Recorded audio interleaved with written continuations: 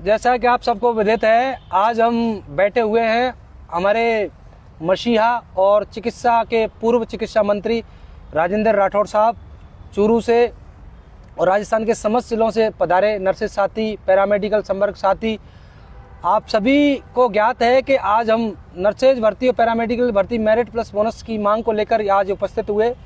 माननीय राठौड़ साहब ने हमारे विभाग की सेक्रेटरी गायत्री मैडम को फ़ोन भी किया और सीएम सेक्रेटरी संदेश नायक जी को भी फ़ोन किया। हमने संदेश नायक जी से मुलाकात करने की कोशिश की, हमारा डेलीगेशन उनके पास पहुंचा, लेकिन हमारे पहुंचने से 2 मिनट पहले ही वो पुणे सीएमआर जा चुके थे, तो मुलाकात नहीं हो पाई है। लेकिन 4 बजे उन्होंने वापस बुलाया है।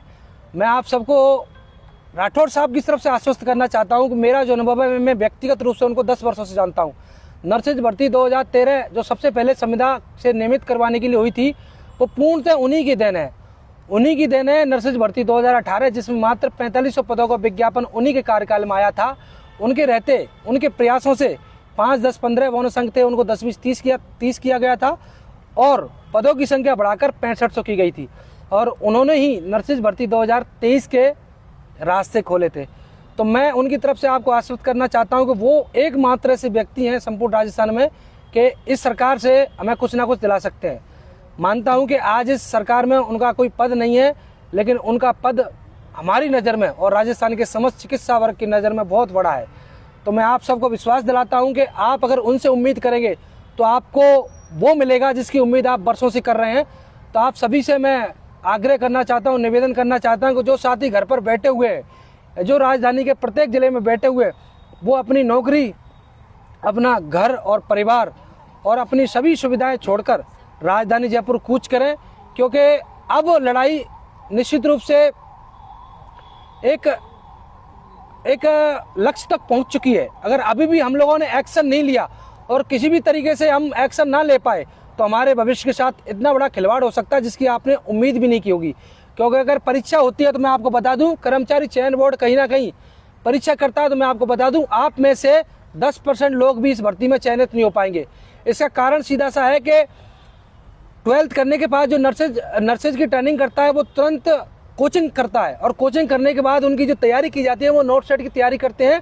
और राजस्थान में जो कर्मचारी संविदा पे काम करता है वो सारी चीज़ें बहुत तरीके से भूल जाता है।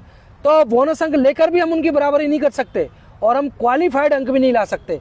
इसलिए मेरा आप सबसे इतना ही कहना है कि आप अपनी जागरूकता को अपने साथियों तक पहुंचाएं और अपने साथियों को जागरूक करके तुरंत प्रभाव से राजधानी जयपुर की ओर कूच करें और अपनी मांग में अपना आर्थिक रूप से, शारीरिक रूप से तन मन धन लगाकर इस लड़ाई को लड़ें।